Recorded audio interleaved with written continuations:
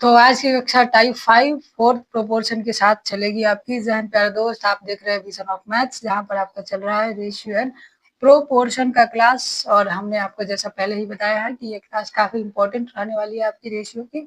चलते हैं आगे, आपका आज सवालों से ही चालू करेंगे। फोर्थ प्रोपोर्शन निकालने के लिए आपको फॉर्मूला हम बता दिए थे, BC बटा में A।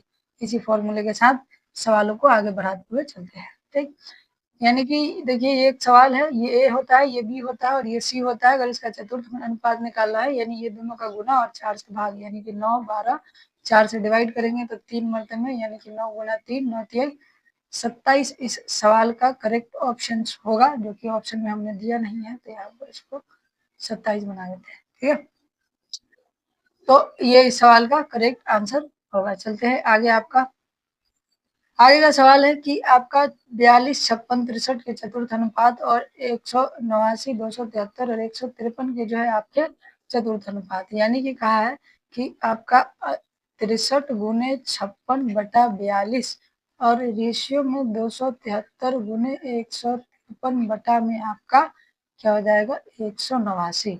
तो 17 से ये कट जाएगा 9 मरते में, और आपका सॉरी 9 से ये कट जाएगा 17 मरते में, उल्टा बोल दिया। 9 से ये कट जाएगा 17 मरते में और 9 से ये कट जाएगा 21 मरते में। ठीक, 21 से ये कट जाएगा 21, 21, 21 63, 13 मरते में, और यहाँ से आपका 7 से ये कट जाए आपका 6 मरते में, और 7 से कट जाएगा 8 मरते में, और यहाँ से आपका ये 4 हो जाएगा और ये 3, यानी कि ये 21। 21 से हो जाएगा आपका 84, रेशियो में आपका 17 या 51 और 17 और 5 हो जाएगा आपका 22। तो यहाँ पर आपका 84 अनुपात 221 सवाल का करेक्ट आंसर हो जाएगा। चलिए आगे चलते हैं। आपका आगे सवाल है 18, 12 और 16 का चतुर्थ अनुपात अगर के है तो के और 6 का तृतीय अनुपात के समान है। मतलब ये दोनों का चतुर्थ, तीनों का चतुर्थ अनुपात ये दोनों के तृतीय अनुपात के बराबर है। तो आपका 6 गुने 18 बटे 12 और ये बराबर है के। आपका जो है यहाँ पर होता है बी स्क्वायर, यानी कि 6 गुने 6 गुने बटा में के। तो यहाँ पर 6 से कट गया 2 मरते में, 2 से कट गया आपका 9 मरते में, 3 से कट गया 2 मरते में, 3 से कट गया आपका 2 मरते में, तो 2 और 2 4 आ गया, यानी के का मान कितना हो गया, 4 इस सवाल का करेक्ट आंसर।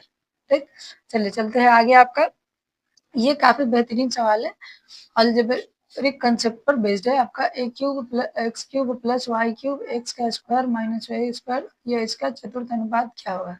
तो यहाँ से अगर आपको फॉर्मूला याद है तो इसको आप बना पाएंगे, नहीं याद है तो उसका भी तरीका है।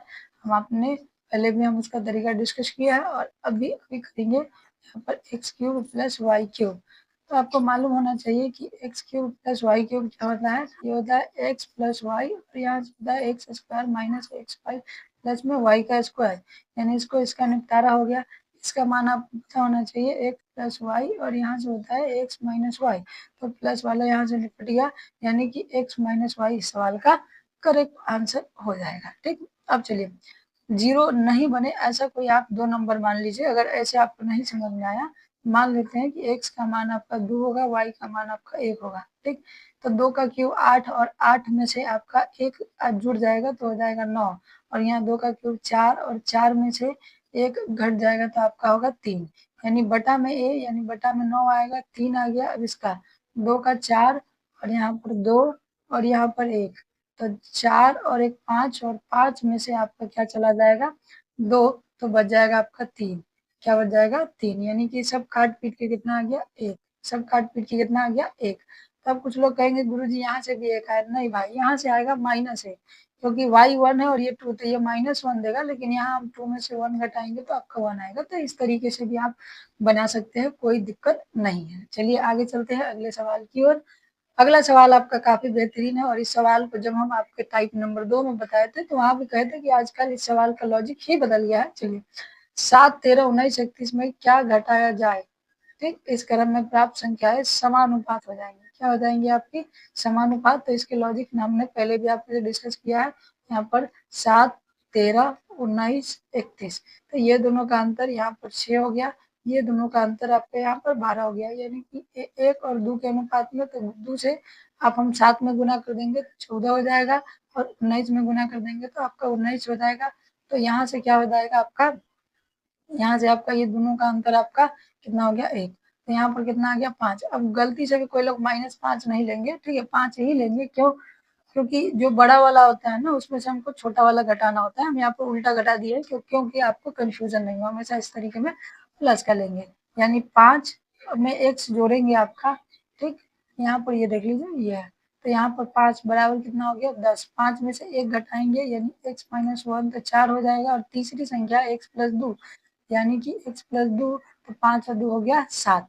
तो ये दोनों का गुना यानी कि 7 चौके 28 बटा में आपका 10 यानी 2.8 जो इस सवाल का करेक्ट आंसर हो जाएगा।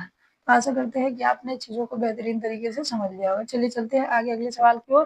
तो आज आपके इस टाइप में इतना ही सवाल थे। आज के लिए आपका क्लास यही रहेगा, बाकी हम अगले क्लास में देखेंगे। आप सभी का बहुत बहुत धन्यवाद जिन्होंने क्लास को बहुत प्यार दिया, प्यार से देखा है। आज के लिए इतना ही, बाकी कल की क्लास में मिलेंगे।